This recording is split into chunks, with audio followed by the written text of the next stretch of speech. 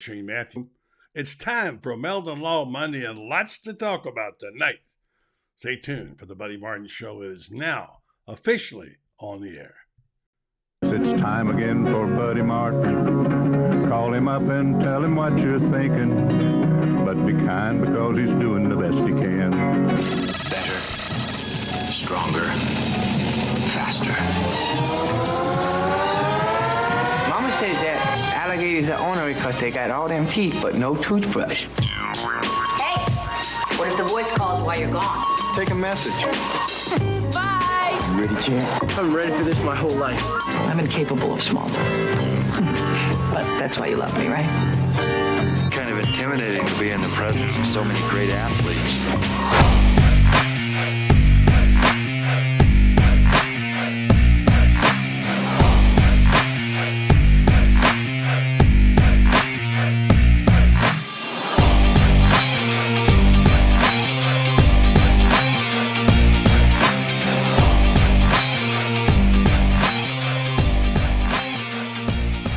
Good evening and welcome to the program. I'm Buddy Martin. It is the Buddy Martin Show, Meldon Law Monday. And boy, do we have a bunch of things to talk about. My friends at Meldon Law said it's okay to hold off on the commercial momentarily. We'll get to Meldon Law and all the good things you do. But first, let's go right to the Orange and Blue Room, where the head ball coach of the offensive coordinator of the Orlando Guardians is there. And Shane, it's good to talk to you again. Rough loss. I know it's tough these days, but hang in there, brother. How you doing? Oh, I'm great. Well, first of all, I'm not the head coach. I know that. I said the head offensive coach. Yeah. And I don't have the title as offensive coordinator. So let's clarify that. All right. Anyway, you called the plays, okay? So that's what it is, whatever you want to call it. But anyway, I would want to have this serious conversation with you.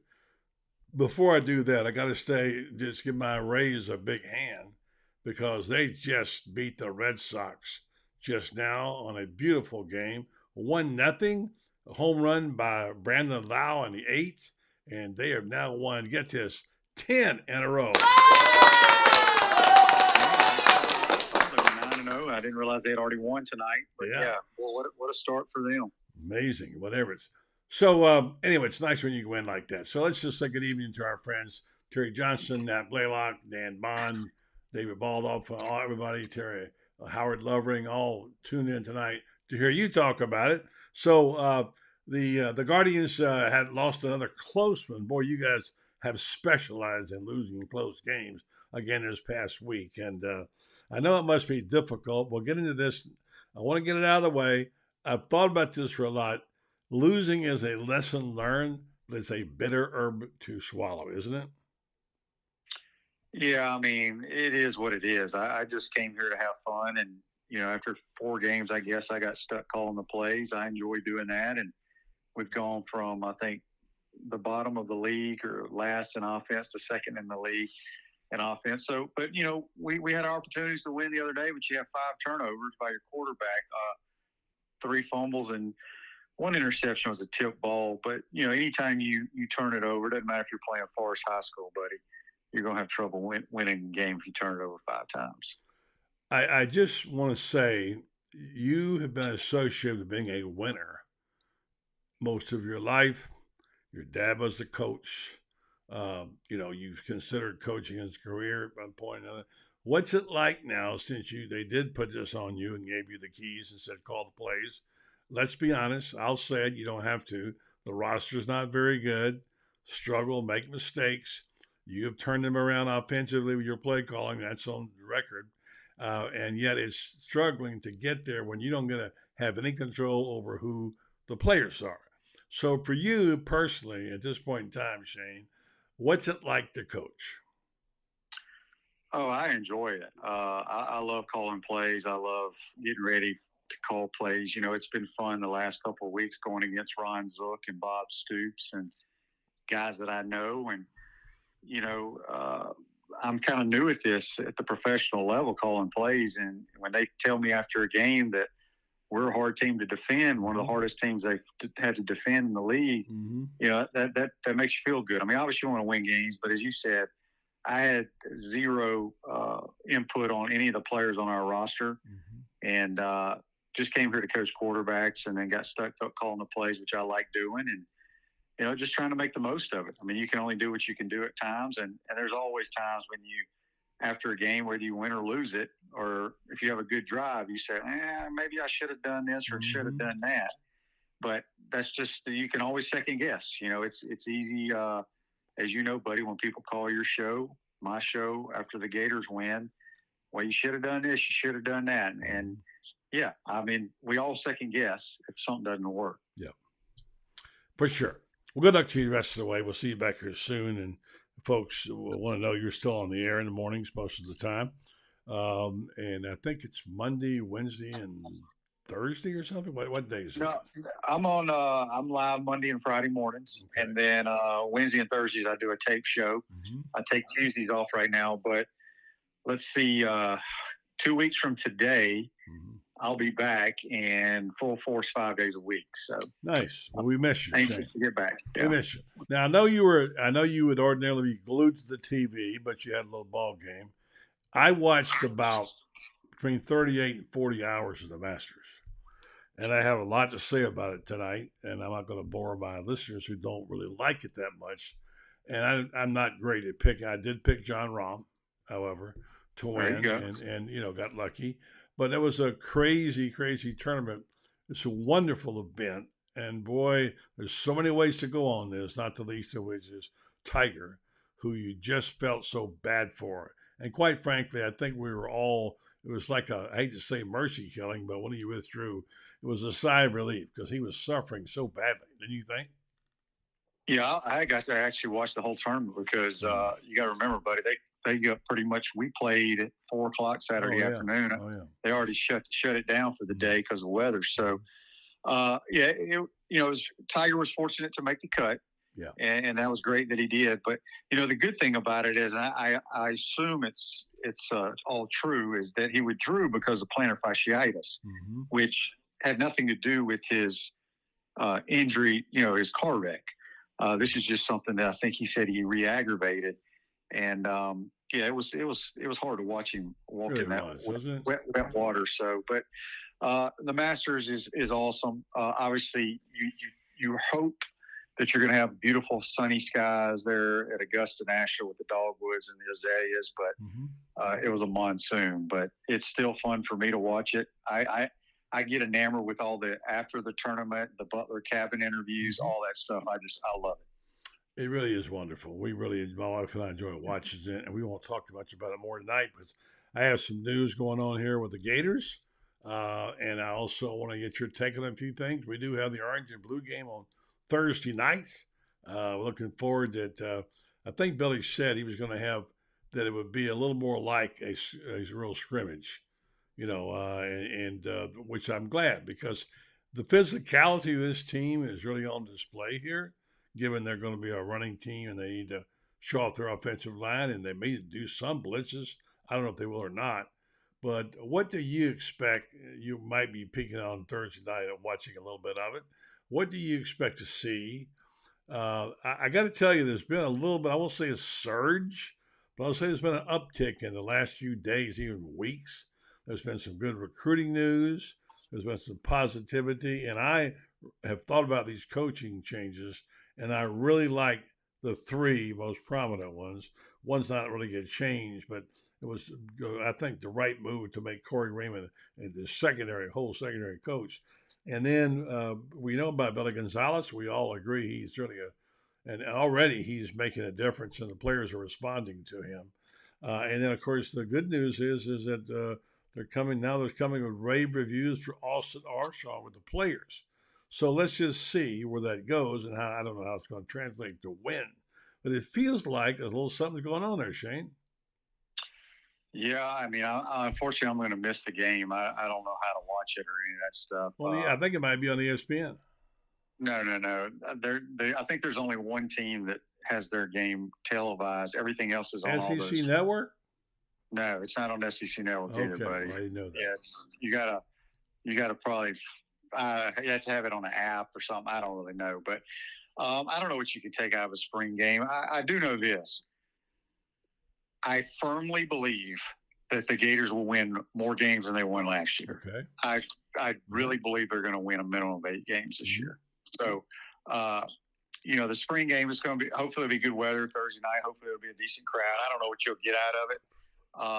I know everybody wants to go watch Graham Mertz. I get it. Right. But you just hope everybody stays somewhat healthy. And I don't know if they're going to make it like a real game or, one team versus another team, or how they're going to do it. But, I still think, as you said, everything I hear is positive. You always hear that. I mean, you don't hear a whole lot of negativity anyway. But I think this team's going to be better than they were last year. My guys, David and Donald, are saying it's on ESPN. There's no way. Yeah, that's what it says. I thought I read it too. ESPN Plus, it may be the Plus. Yeah. I don't know. It's not on regular ESPN. I know that for a fact. Well, join the rest of us. I tell you, it was such a bizarre time looking for the Masters action. I finally had to break down and go ahead and join. I thought I was already a member of Plus, ESPN Plus. And I had to go in and try 6 times on Thursday to get it to work, because you really couldn't get much of the action or find it, quite frankly, anywhere, because they split it up so many different ways, fragmented it. It's supposed to be on Paramount. I thought I was a member of Paramount. I logged on to go there. They said, well, you got to be a member of Paramount Plus. Everything's now Plus. Charge you more. But when I finally got the groups and I got to ESPN Plus and got the individual groups, I got most everything. So it may be the same thing, just ESPN Plus, which I think is $9.99 a month or something. It might be worth you to spend $10 to get it. It's on the SEC Network Plus. Oh, okay. Well, whatever that is.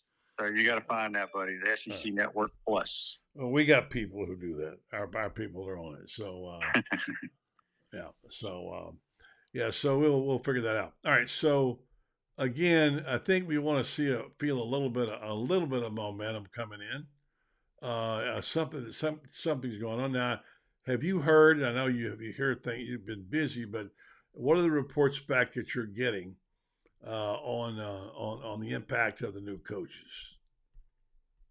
Well, I mean, obviously, as you said earlier, Billy Gonzalez has been around a lot of different schools. Been third stint at Florida. He's a good football coach. I love it, buddy. I've never met the new guy, the young Austin Armstrong. Mm-hmm. I know he's extremely young, but if you close your eyes, and I've listened to a couple of his press conferences. If you just close your eyes, do you know who he sounds exactly like? Opie? No, Kirby Smart. Really? Listen, like tonight when your show's over, go back and pull up one of his old interviews or press conferences.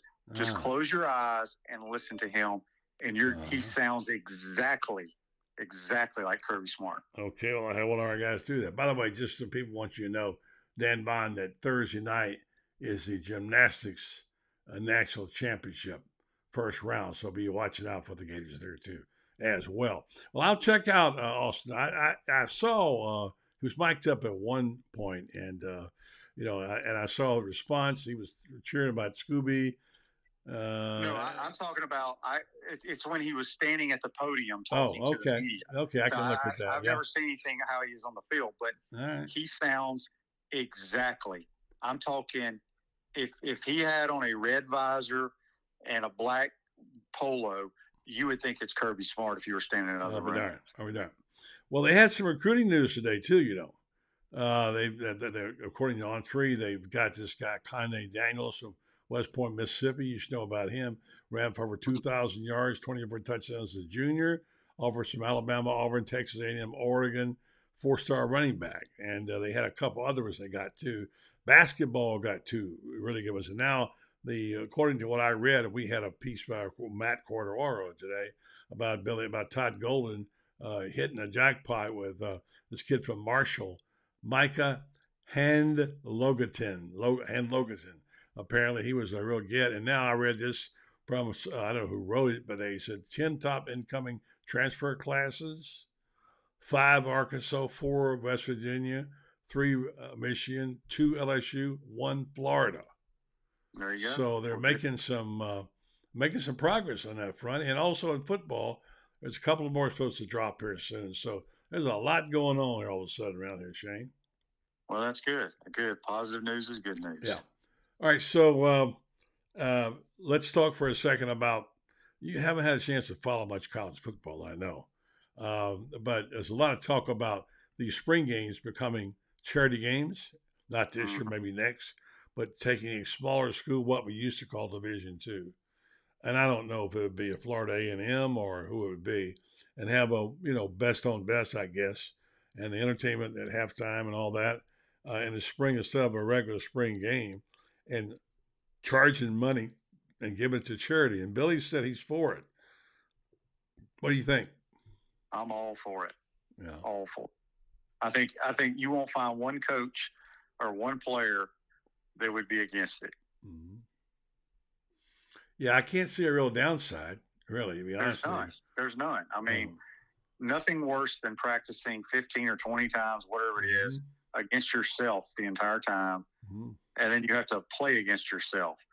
It's not fun. And if you could work that out, whether you play FIU or FAMU or whoever, I mean, it's take that money that you charge for tickets, and it doesn't have to be a whole lot. Whether you give some of it to the smaller school and then the rest of charity, I think I'm all for it. Yeah, good. Any final thoughts before I let you go, Coach? Come on back here. We miss you. And tell folks again about your show. Make sure they know they can still get you. And let us know what's going on. Yeah, I'll be back. I'll be back 2 weeks from tonight. And then, I'm still on live on Mondays and Friday mornings. And then my show is still the same time, but it's taped, or I'm taped. And then usually one of my guest hosts, whether it's Kyle Crooks or Seth Hart or somebody, and I appreciate them filling in while I've been gone. They're on the second portion of Wednesdays and Thursdays program. Take Tuesdays off, and then we'll be 5 days a week starting 2 weeks from today. Well, I don't have a job anymore.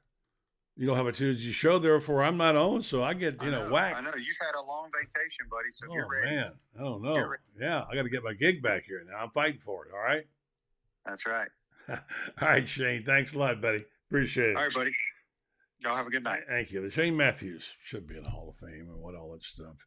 There's a guy who did a whole bunch of this school. Let me stop right now and tell you about I've got Jerry Walters coming up here. It's a special treat for me. And I want to do one more segment on Masters. And Franz has got a whole bunch of stuff to talk about tonight. A bunch of stuff you'll like, including all the stuff he wrote the past couple of days, the new commits, for the basketball, football, whatever. He'll be along in just a minute.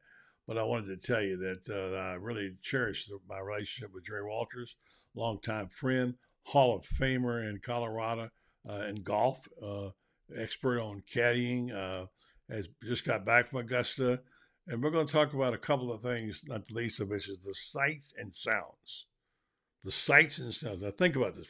Bear with me. This is not just a golf story, okay? Now, some of you don't care about this, but I'm sorry. I'm deeply passionate about this one golf tournament. I'm always going to talk about it. And you can participate if you'd like, but if not, I understand. But one of the things I noticed, and I've been to the Masters, I think somewhere around 32 times. I can't remember. It's not important. He said, I know what it looks like and sounds like, all right? And I watched this event. There's things I really liked a lot about it, and a couple I'm really curious about. And I'll just give you one hint. Phil Mickelson finished second in the tournament. Did you ever see him on TV? I mean, maybe once.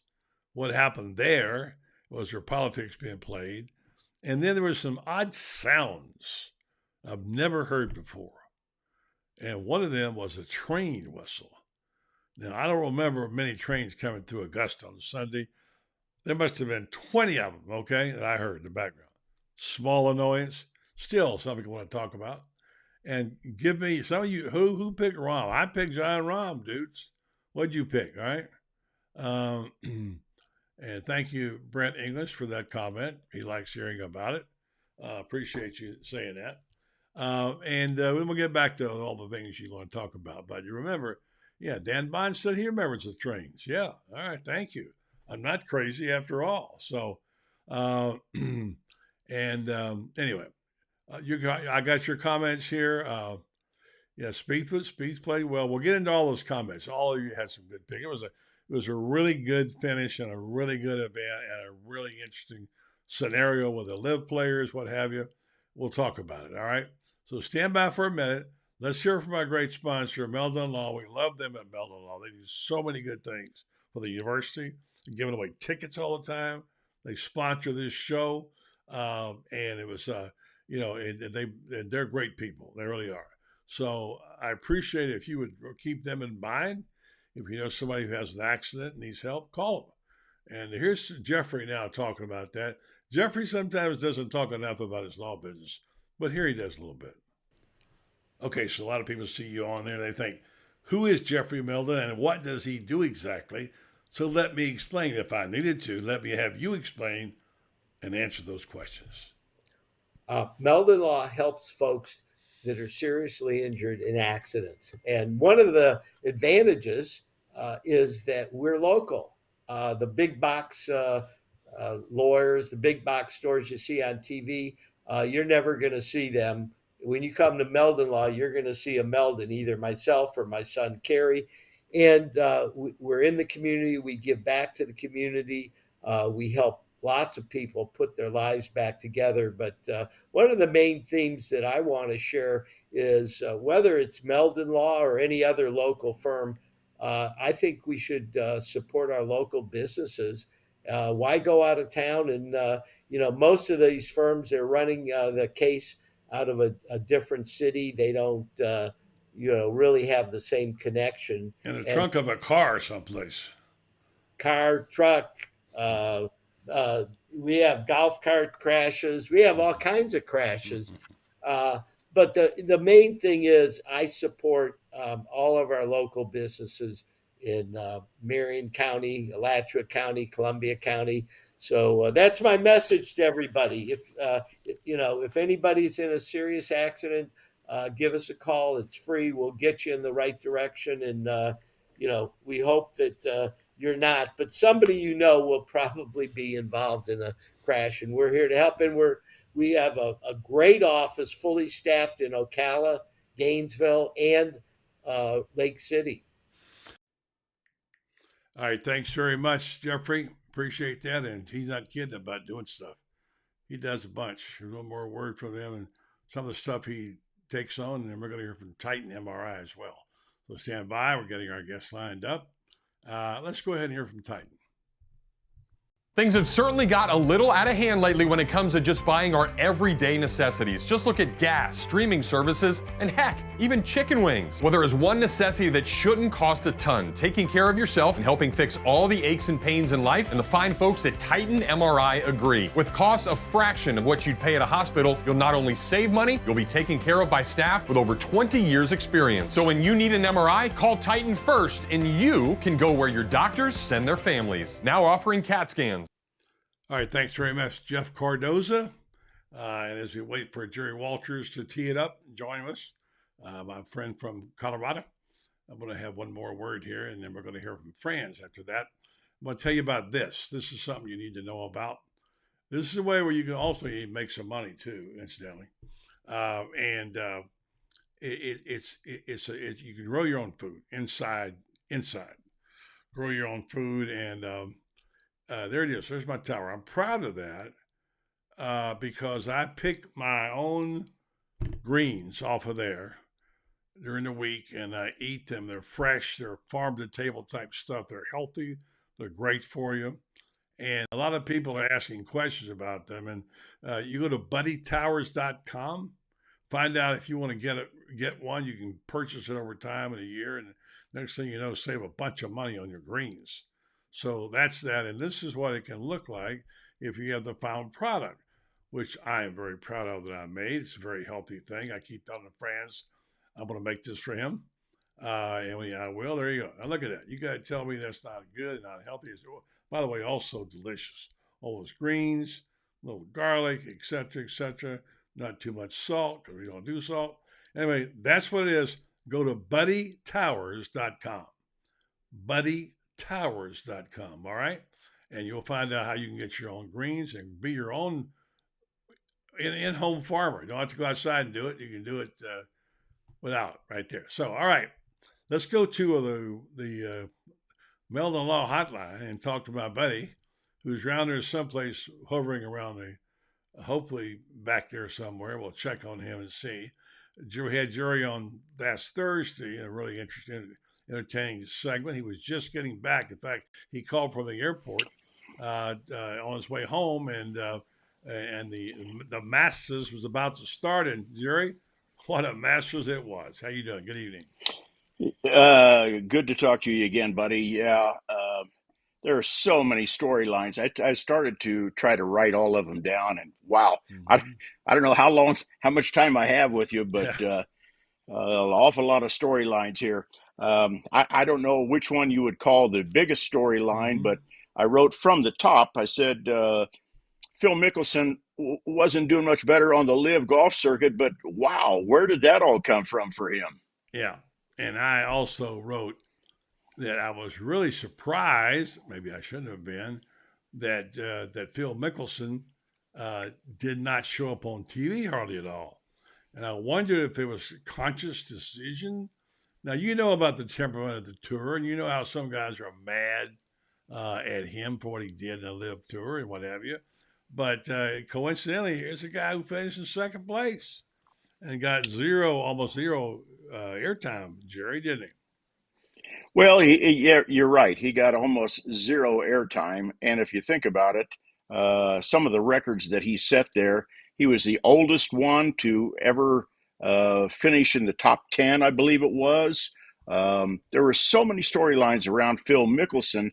And like you, I'm kind of wondering why they didn't feature him very much. But there are an awful lot of other storylines, including Brooks and John Rahm. And even Sam Bennett, for that matter, although he didn't play well on the weekend. It was a wonderful storyline, though. It really was. Yeah. If you, for your viewers, if they didn't check out Ryan Lavner's story about Sam Bennett's rise in his relationship with his father, including the tattoo he had put on his forearm, boy, was that ever touching. Very powerful. I think Mike Tirico also had a piece on it, and I didn't get into it until later, but he played great. I mean, he really thought he was going to win the tournament, and of course he didn't. But we get it. But let's focus on Mickelson for a second, Jerry, sure. And we'll go on to something else in our limited time we got. Because you and I have knew Phil a little bit, all right? And he won the International Golf Tournament twice when I worked there, and you covered it. He was a different kind of guy, and he has his ups and he has his downs. He's easy to dislike as well, especially now that he wears the black hat. But to come out there at his age and do what he did, that was amazing. And I think he got a little mistreated by the media, at least what I saw. But now, in fairness, the tournament came to him. It wasn't like he was leading or something on the second round. But at the end here, he was right there with Jordan Spieth, and remarkable that he finished that way. And we all underestimated him. Well, certainly, and I told you the other day when we kind of texted back and forth, no reason to underestimate Phil Mickelson, although he hasn't played very well on the live circuit, and he'll admit to that. But to say that the live players are somewhat inferior, if you will, to the PGA Tour players because they have skipped over to the other league, that's totally unfair. They've always been good players. I mean, look at the four that have finished near the top this last week. They've always been good players. That's not been the question. The question is their ethics and the reason that they jumped to the live league, if you will. But we've always known that they've been good players. The one that I was a little bit surprised about was Cam Smith. I thought for sure he would show a little bit better. Yeah, me too. Yeah. And by the way, just so you know, the live affiliated golfers took 3 spots in the top 10. Yeah, that's right. You're right. And including Mickelson and Koepka, 12 of the 18 made the cut. And for a week at least, they looked like they overcame their embarrassing low TV ratings, which they had this year. But I want to focus on one more thing, Jerry. While I got you, I'll let you go. Okay. Get back to your business of teaching people how to putt and all that sort of stuff. Hall of Famer. I know you probably have a Hall of Fame meeting tonight. so you have to go down.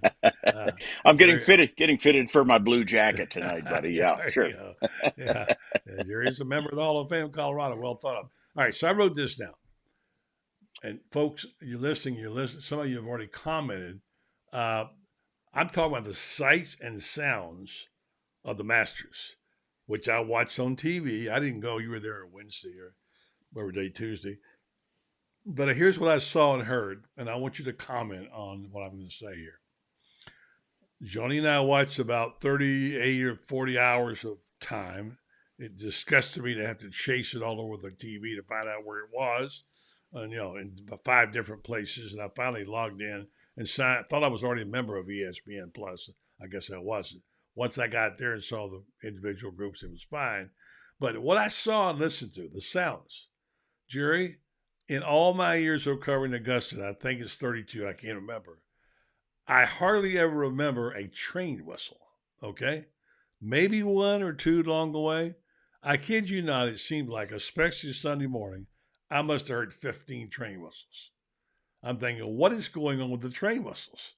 I would say at least, if nothing else, the folks in Augusta would have, hold on, I lost him. Jerry went away. I lost Roy. Hold on, Franz. I'll get right back to you. You can join in too, Franz. Hold on. All right, so with Jerry. All right, Jerry's back. All right, so there's Okay. Franz has joined us. Say hello to Franz, Jerry Walters. Hey, how's it going? He's been to the Masters. I'm just making this one comment, and you can speak to this, Franz, as well. The sights and sounds of Augusta National. I mentioned the number of train whistles I heard. I don't know why I fixated on that, but it seemed like I heard 20, but I mean, there are probably 5, 6, 7. I don't know why that was. Did you notice it, Jerry? Am I crazy? Yeah, you're a little bit senile, buddy. But well, that we know. I know about you've being always senile. I did not notice them. I don't know about anybody else, but I did not notice them. Some of the guys on here have, say they noticed them too. I've got witnesses here. Okay, I got witnesses. They said they also noticed them. So I might be senile, but I'm not crazy. All right. So, okay. Well, I'll give you that. I don't know. Maybe I was so intent on watching the golf that maybe I just kind of blocked that out. I don't know. Inquiring minds want to know, friends. Why did they have the train whistles? All right. So maybe because the train was going through nearby. Yeah, I know. Chicken go figure on that, right? Yeah. All right. I mean, let's face it, guys. Augusta National is more and more and more in one of the not so prominent areas of Augusta. The population's moved out to Evans and places like that, and the area around Augusta National isn't all that nice. No, it's not that bad on Berkman Road in Washington. It's fine. And they didn't just add railroad tracks. Those tracks have been there forever. Here's my theory. I think they have these, a lot of people think some of these birds are phony sounds. I know for a fact they're not, because I've been there and heard them myself. But there was a time when they used to pipe those in on PGA Tour casts, and you know that, Jerry. Brad, you might know it too. Yep. And so I think this is the theory that they got those sensitive microphones, and they got a little too sensitive. They picked up a lot of sounds that they wouldn't normally pick up. Maybe the train whistles were there. We just didn't hear them. I don't know. But it's like I said about the trees falling.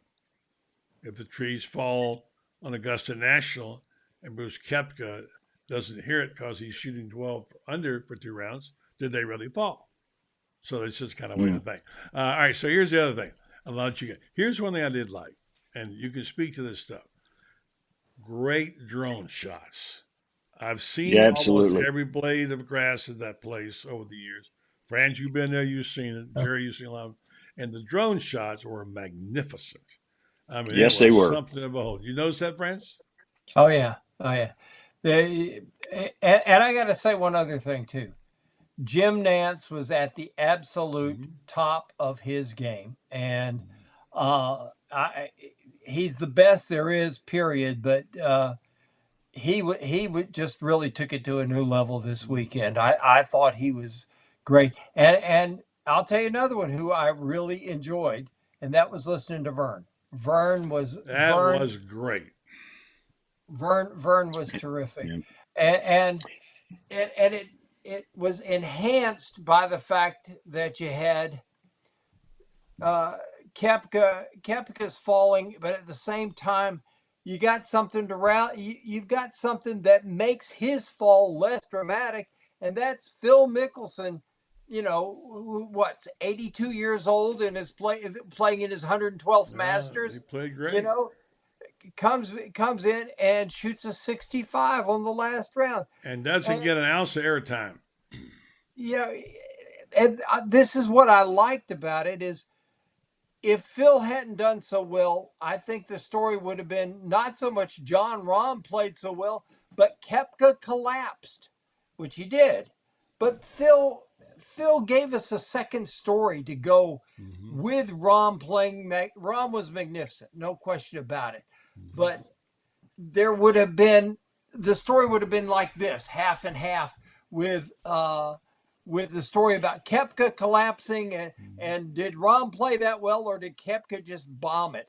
Yeah. But you get Phil filling in that gap there, and that was just my gosh, what a great story that proved to be. Yeah, I don't know if I'd call it collapse. He had a hitch in his get along. He missed some putts. His driver retreated a few times. Jerry, you're the golf expert. You're the Hall of Fame golf commentary. What do you think? Well, I know that Brooks Koepka was complaining about the speed of play. I know every time I play poorly, I can find some kind of excuse. And this time for Brooks Koepka, it happened to be the play was slow. So I don't know if that contributed to his poor play, but he went quite a few holes on the fourth round without a birdie. So you said poor play and not you just say poor play and not foreplay, right? I said poor play. All right. Poor play. Yeah. Right. But I have one question for both of you. Yeah. What does the future hold for Tiger Woods? Not much. Not in golf.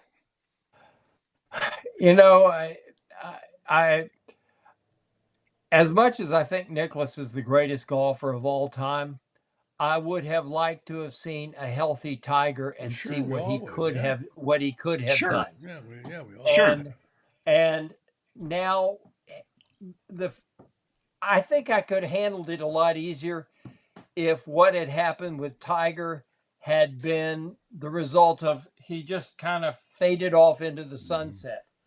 But instead, the injuries, and I admire his determination to try to play and to try to come back. But I keep, buddy, you've heard me say it before. I keep coming back to a haunting photo in my mind of Willie Mays at home plate in the 73 World Series on his knees, begging for a call on a hit that he would have scored standing up on 5 or 6 years earlier. How about him falling down the outfield twice for going for balls? I was at that World Series. Yeah. He fell on down twice as the legs gave away. And at some point in time, it's like Mickey. Mickey stayed around way too long when he was hurt. And at some point in time, guys got to have a little DiMaggio in him and say, I'm not what I used to be, and I don't want people to remember me like this. Yeah, true. Now, let me just say this, and let's let Jerry go. I want to say this.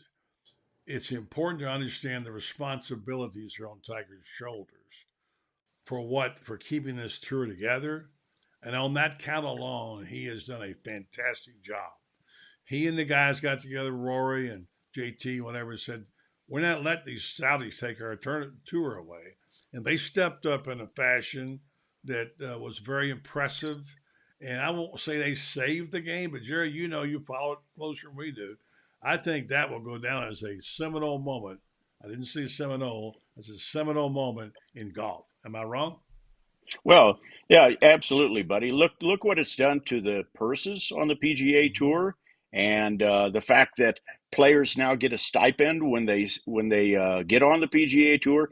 Things have changed financially on the PGA Tour, and it's all because of the Live Tour. This never would have taken place, I don't believe, without the Live Tour. And you're right, JT and Rory and Tiger stepping up and having a meeting and saying, we're not going to let them take over our tour. Yeah, I love that. All right, Jerry. Thank you, buddy. Hear him on his great podcast, In the Fairway. And boy, it was good to hear Vern. Yes, sir. I call him today, and that's a message for him saying, "Man, I was Hey, glad to one hear your last voice." thing. Yeah, One last thing. Buddy reminds me he's been around the Masters at 83 times, I believe now. Probably holds the record for the media person with the most times there at the Masters. Why were the rounds? Why were the scores so high on the fourth round when the conditions were so benign? Can you answer that one for me? that's a question for a guy who teaches golf for a living like you, not me. What do I know? Well, you were busy listening to train whistles, I guess. I I don't know. was in birds, by the way. All I know is Okay. I need to talk to you about my slice. Can we deal with it? No, Yeah, come to Colorado. I'll get no. you fixed. If he has a if you have a putter in your hand, yes, maybe he could. By the way, speaking about distractions, he's a putter. Actually, he gives putting lessons. Here's the thing that could happen to you when you're playing. You get things that happen and gets distracted. I don't know if it ever happened to any of you, but if a guy you're playing with hits a ball and it bounces off an object way off Like a out of house, bounds, like maybe a like a house, house or something. and Yeah, bounces off and bounces back on the green, and the guy makes a yeah. par and tries to claim he made a housey, would that be aggravating? Huh? Would that be aggravating? Because I Hole did number it, you know, 17. Jerry. You were Hole playing number with me. 17. That's right. Hole number 17 at Castle Pines That's right. Golf Club. I was Yeah, there. yeah, only housey I ever had. All right, Jerry, I think love you, bud. we celebrated with blizzards after that. No doubt about it. The best milkshakes in the world. Thank you, Jerry. Appreciate it. That's funny. All right, a lot of golf stories out there, Francis. I could tell a night about when you got stuck in the parking lot and couldn't get your MG to go backwards and all that. And Ray Halman and I almost had a bloodbath. Gosh, if you remember, the water in the mud seemed like it was almost up to the door handles. It was goodness, and what made that so fun was Tommy Aaron wins the tournament, and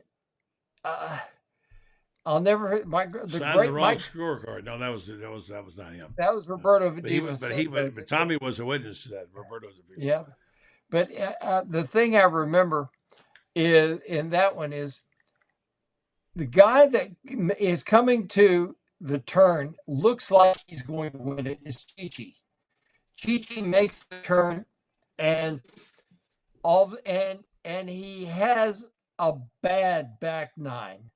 And Nicholas put a ball in Ray's Creek, which prompted Dan Jenkins to say that they should have awarded the green jacket to Tommy Aaron in scuba gear at the bottom of Ray's Creek.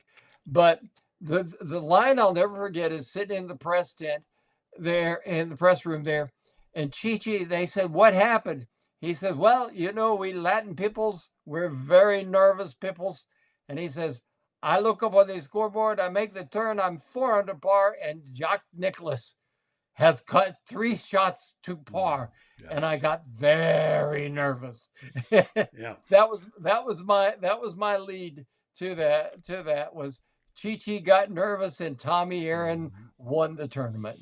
Yeah, and of course the famous line, I heard it the other day that John Rahm actually quoted it, that Seve, his hero, said when he four-putted. They said, "Seve, how did you four-putt?"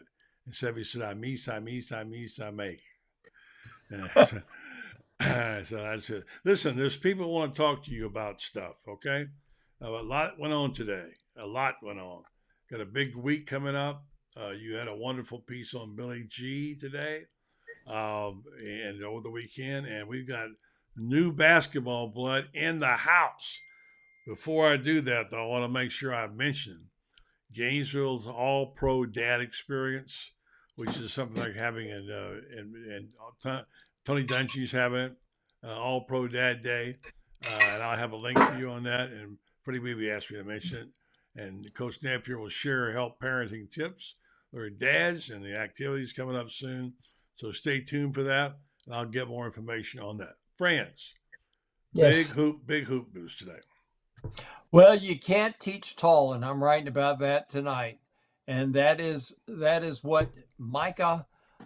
Let me see if I can. Really. How do you pronounce Micah's last name? Well, that's a really good question, but my guess is Hanlogton. That's what I thought too. His Dad actually played in the NBA, believe it or not. But I'm reminded, buddy, of something that that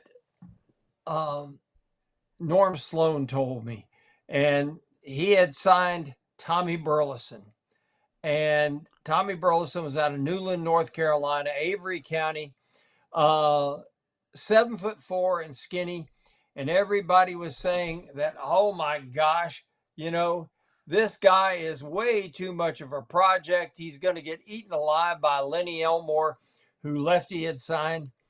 And Norm looked at me. Norm was the coach at North Carolina State, and he said, Franz, you can't teach tall. And Tommy Burleson, 7'4", ends up doing what Lenny Elmore never did. He won the ACC. He won twice. He won a national championship once. Something that Lenny Elmore never did. And I'm not saying that Micah Handlogten is going to lead the Gators to a national championship, but this was a vertically challenged team last year. You can't teach tall. He's 7'1". He's a rim protector. You lose Castleton. And last year, what happens when Castleton goes down? They have nobody to protect the rim. This kid can protect it. Now they have signed also E.J. Jarvis, who came here from Yale, and a guy that the numbers don't tell how good he is. He was on a team that had 6 guys that averaged double figures. So you can't just judge him by 11.5 points a game and 5.5 rebounds a game. He's better than that, but he's 6'8", 225. Now you look at this at the roster here. They've got 6 big guys now. Alex Fudge, 6'9", almost 6'10", probably going to be by next year because he's still growing. 6'9", 220. 200. E.J. Jarvis, 6'8", 220. Alex Simchik, 6'10", 240. Micah Handlogten, 7'1", 227. Freshman Thomas Hawk, 6'9", 200. Freshman Alex Condon, who is really skilled kid out of Australia, 6'11", 230. They are going to have the size to compete in the SEC that they didn't have last year. And not having another big guy besides Castleton last year killed him. It really did kill him. Because when Colin went out of the game, they did not have anybody to protect the rim. They got guys can do that. Now the question is this. They got 3 guys coming back who are Will Richard, who's a shooter, Kugel, who's a scorer, and Denzel Aberdeen, who I think is going to Torian Green says this kid is going to be a really fine point guard. But we got 3 more scholarships to sign. And I believe they're all going to be guards. Unless they can find a stud who really wants to come here as another big guy, that one of these, we can't pass this guy up types. So what I'm looking at is they've got the size now. Now he's got to get people who can put the ball in the basket, buddy. But, you have to, when you're recruiting basketball, you have to attack your biggest need first. And I think the biggest need for the Gators was size, and I think he's addressed that now. Now I think it's easier to find guys who can shoot the basketball than it is to find guys who are 7 feet tall. There's also some good football recruiting news, Franz. Have you been following that? Oh yeah. Billy Napier is tearing it up on the recruiting trail. People aren't paying attention to what's going on here too much, but I guarantee you, this guy, I laugh when I hear people say that, well, he doesn't really know what he's doing. Yeah, he does know what he's doing. He knows exactly what he's doing. And this is a guy that knows how to recruit. But the best part about it, buddy, is he is recruiting systematically. He's looking at each of the holes in his roster, and one by one, he's filling them the way it has to be. I think you were there once when I asked Urban about how do you constitute good recruiting? And he said, when you can take your three classes and put them together and you don't have a hole. You got enough offensive linemen, you got enough defensive linemen, you got enough linebackers, secondary guys, receivers, and quarterbacks that you have a solid two deep and you got reserves to fill in the two deep. And he said, that's good recruiting. Look at what Billy Napier has done, and that's what you've got. You've got a guy that knows how to recruit. And I'm convinced that, I'm more convinced now, and I become more so every day. And this isn't the Gator in me talking, buddy. This is the guy that's been writing about college sports for 50 years or more. This guy knows what he's doing. He really knows what he's doing. He doesn't have that effusive personality it's not this big magnetic personality that everybody wants to bounce off of because the energy is so much. He goes up there, he's quiet, he doesn't he's different. Dan Mullen would give us 45 minutes. Dan Mullen would spend 20 minutes talking about tying your shoes properly if someone had asked him the question. Especially Nikes. Dan would talk about anything. Billy comes in there, says what he's got to say, and gets out of there. Yeah. And he does not have that kind of person. He doesn't come to the press conference looking pissed off like Nick does. He doesn't come to the press conference ready to answer every single question, like, for example, Mullen did, or, for example, like Hugh Freeze does. Hugh Freeze is a guy that he's a writer's delight. He'll answer anything. He doesn't come there like that. He just comes here, and it's like, I'm all business. I'm focused. You're going to get the business answer, and you're not going to get anything else. Right. But look at what he's doing. He's getting the people here. No doubt, for sure. Now, I want to do this. I have couple questions to go out on, not the least of which is David Baldos wants to talk about how people are reacting to Austin Armstrong. We'll do that in just a second, but I want to be sure to tell you folks about my friends over at Renstar Medical Research, who do a fabulous job in this community here. They not only sponsor this program, but they're great stakeholders. Now, you remember Mr. Sorrentino? You remember Joey, who played Florida? Well, his dad is one of the owners of that, and they do a fabulous job. Renstar Medical Research. They have clinical trials. They want to know how to treat this community here, and you can take part in these clinical trials, which means they can get information and DNA from you to help send off to these pharmaceutical companies to get the right medications. They do a terrific job. Mary Brantley's part of there too, isn't she? Who's that? Mary Brantley. Yeah, Mary Brantley is one of the co-owners. Yes, that's correct. And she and Joe, they started the business. So anyway, so they just are good people. They have cutting edge technology. They have these trials for Alzheimer's and psoriasis and osteoarthritis, migraines. You would ask me about one of them at some point in time. And I almost got into one myself, but I couldn't. I didn't qualify. But you can, and you go to redstar.net, find out how. And they have now, since 1998, held more than 700 clinical trials to partner with prominent pharmaceutical companies and biomedical companies.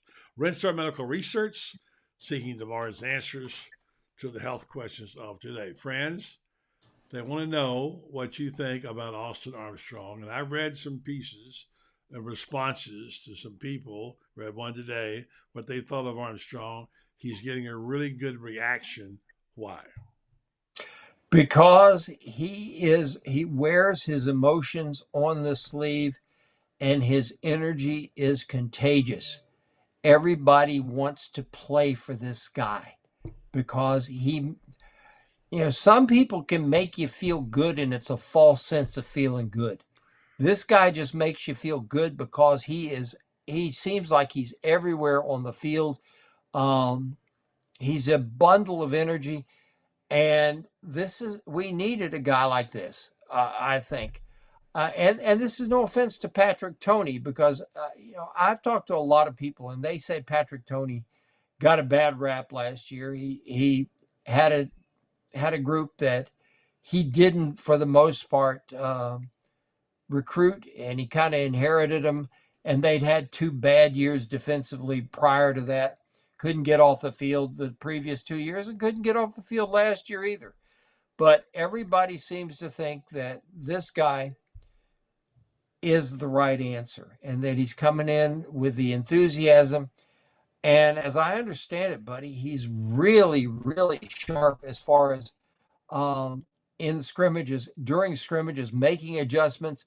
The other thing I like, what I'm hearing about him, is he's not afraid to blow the whistle, stop, and say, whoa, and he'll take you through the right way it's supposed to be done. He doesn't yell and scream so much as he says, wait. This is a teaching moment. Let's learn the right way to do it. And guys are responding to that. Derek Wingo had very, very high praise for him. And Derek Wingo, people don't realize Derek Wingo made like 1,400 on his SAT. I'm a Derek Wingo fan, by the way. I've interviewed him. I like him a lot. Yeah. Derek Wingo, probably his SAT score is probably almost the equivalent of any 2 on the team. I mean, I'm not saying we got a bunch of dumb guys, but we don't. But well, you and I, we had ours together. We might have that. This guy is really, really bright, and what he has to say about him, he gushes about him.